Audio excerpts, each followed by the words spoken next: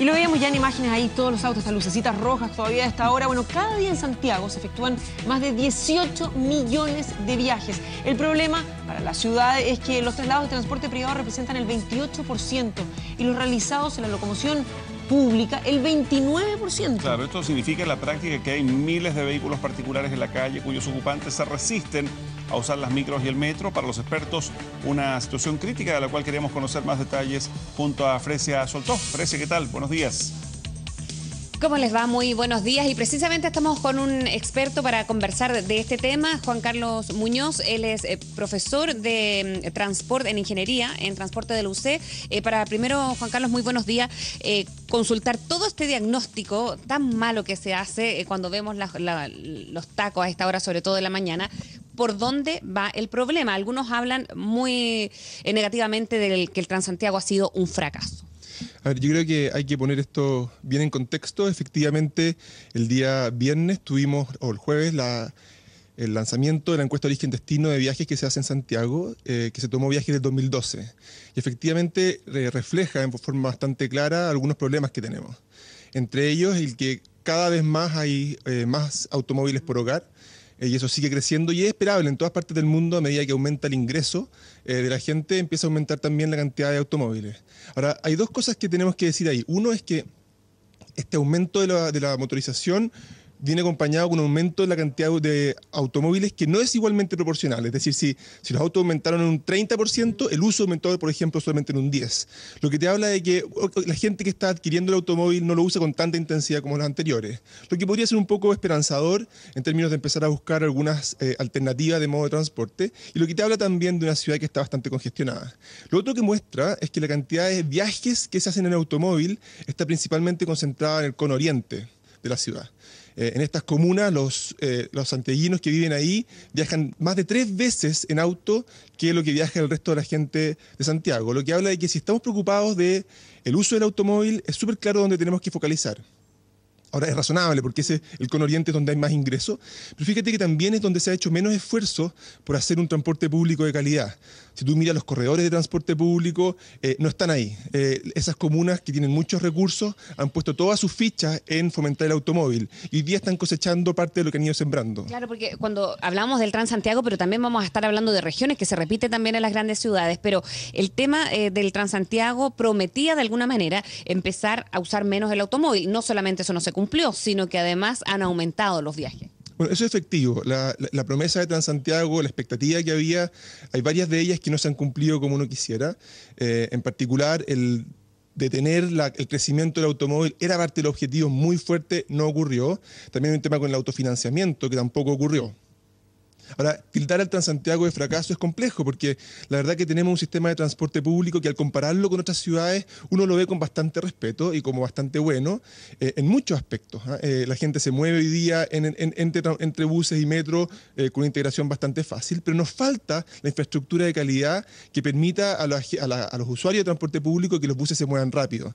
Y si seguimos priorizando el automóvil particular, evidentemente eso es cada vez más difícil porque los buses tienen que moverse, como ustedes los ven todos los días, en medio de una marea de autos, de un modo que es ni eficiente, ni equitativo, ni justo, ni tampoco muy bueno para la ciudad. O sea, la mejor noticia para el automovilista sería que los buses funcionaran rápido, porque habría menos automovilistas y los autos también podrían funcionar mejor. Eso es lo que no está pasando.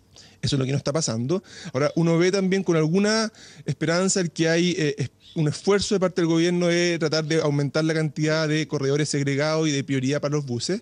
Y es importante ahí que los automovilistas entiendan que tienen que darle la prioridad.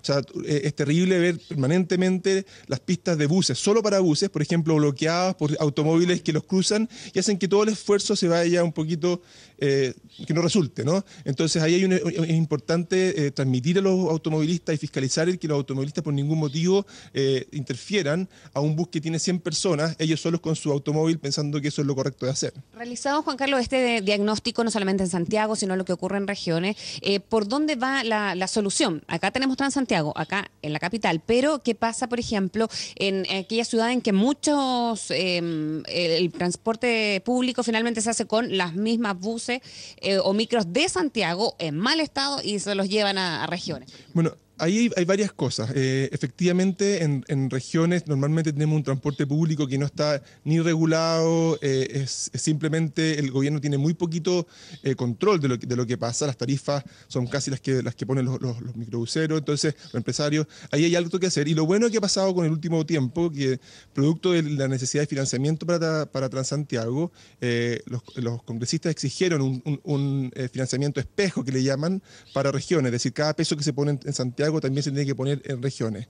El problema que tenemos en regiones es que los sistemas de transporte público no cuentan con la regulación que permita garantizar que esas platas que van a ir, no en todos lados, en algunos sí, pero que esas platas vayan efectivamente a mejorar el transporte público. Entonces, el gobierno no tiene todas las manijas suficientes como para poder exigirlo y juega con algunas cosas, con mejorar alguna infraestructura, con exigirles que mejoren la flota. Y hay un esfuerzo que están haciendo y yo creo que es un esfuerzo que no estábamos haciendo antes y hoy día estamos poniendo recursos en regiones. Por ejemplo, el Metro de Valparaíso es un buen ejemplo, en que producto del financiamiento espejo, las tarifas del Metro de Valparaíso pudieron bajar, eso forzó también a que los buses bajaran. Entonces, el hecho de tener un poquito de control ayuda a que uno tenga más posibilidades de intervenir. Y los medios alternativos, porque yo veía hace un ratito a los hijos de Juan Carlos saliendo en bicicleta, caminando ya con los tiempos más o menos regulados. ¿Cómo empezamos a convivir? Que siempre le preguntan los expertos en transporte, el tema de esta convivencia peatón, bicicletas, por ejemplo, como medio alternativo, y automóviles. ¿De qué manera se va dando para empezar a ser un poquito más amigable el tema también? Yo creo que si hubiésemos estado en el 2001 y nos hubiesen preguntado cómo va a venir la encuesta del 2012, si es que no hacemos nada muy distinto, la verdad que lo hubiésemos achuntado bastante bien a lo que escuchamos el día viernes. La única gran novedad, y que no hubiésemos sido capaces de predecir, es que los viajes en bicicleta se duplicaron. Y eso es una tendencia nueva.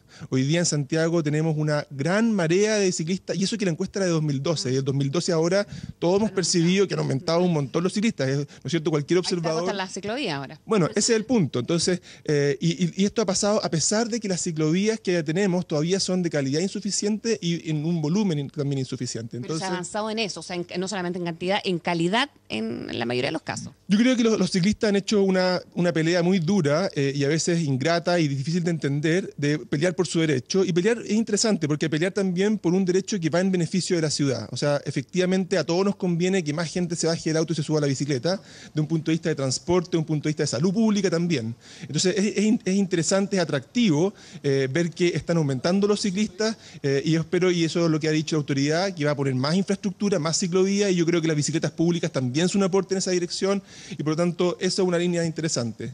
Eso que tú decías de que mis niños se van caminando, claro, eso ocurre si es que uno realmente puede vivir cerca del colegio. No le pasa a todos, pero yo creo que no hay incentivos en Chile a que eso ocurra.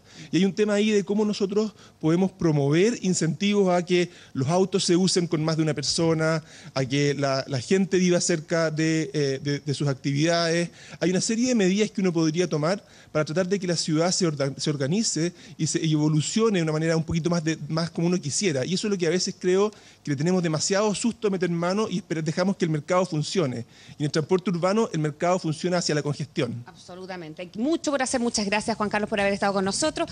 Queda mucho por hacer, pero también podemos aplicar en cada uno en un granito de arena. Mauricio. Así es, gracias, Frecia, Juan Carlos, también por acompañarnos. Muy buenos días.